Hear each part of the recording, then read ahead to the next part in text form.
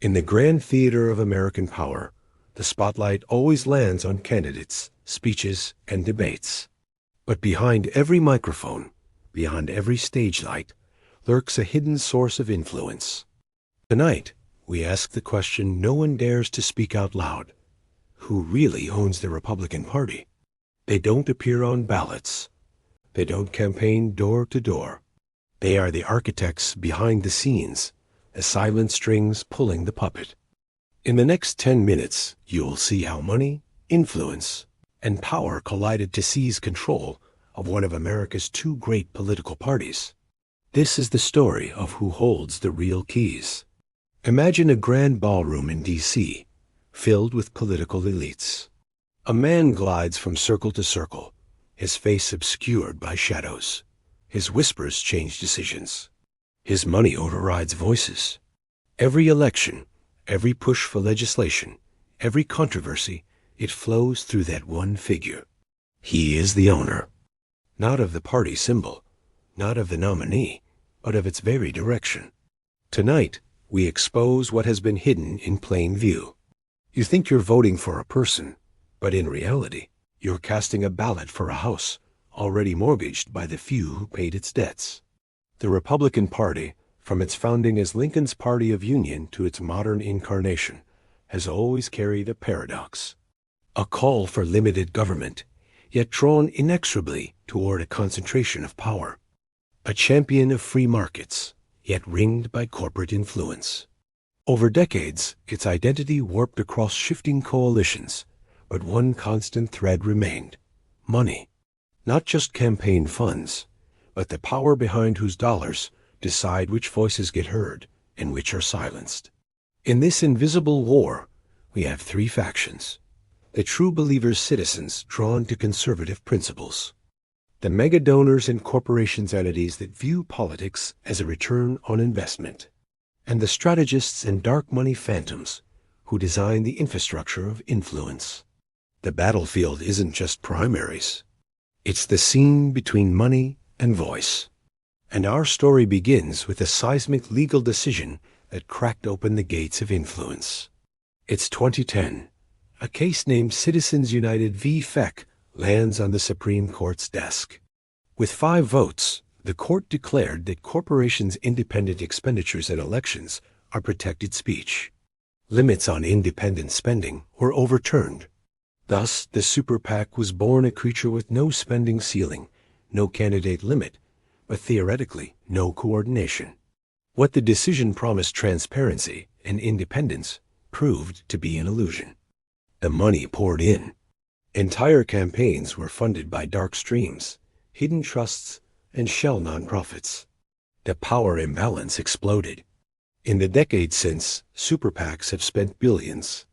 The top 20 corporate donors alone directed over $118 million to Republican-leaning super PACs.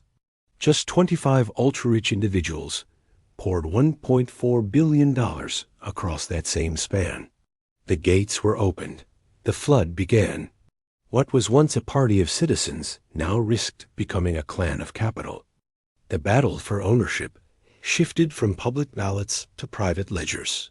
Fast forward to 2016. An outsider candidate storms into the contest, promising to drain the swamp and challenge the elites. Opposing him is the establishment, the Republican old guard, think tanks, and donors who have invested decades in control. By 2020 and 2024, the war is raging beneath the surface. Populists clash with technocrats. Media factions align with donors.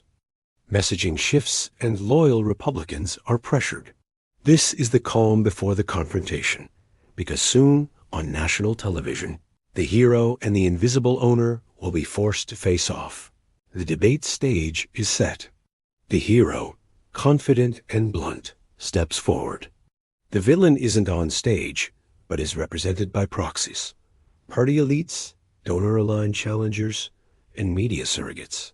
The hero says, "You all say you represent the people, but you are funded by the few. You pass policies for the wealthy, while you ask voters to pay the price." The villain's proxy retorts coolly, "That's reckless demagoguery. You may stir emotion, but you lack the discipline to lead. The hero accuses them of being policy puppeteers, the party's shadow board. The villain's side retorts with personal attacks. The tempo accelerates. The hero leans in. Do you deny that behind every policy vote there is a ledger? A set of balances written by the wealthy? You ask for our loyalty, yet you ask for their checks. Who is the master? Who holds the leash?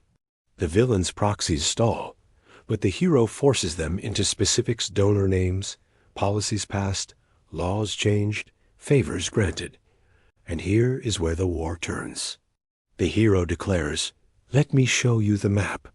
He lays out the entire architecture of influence, not with accusations, but with proof.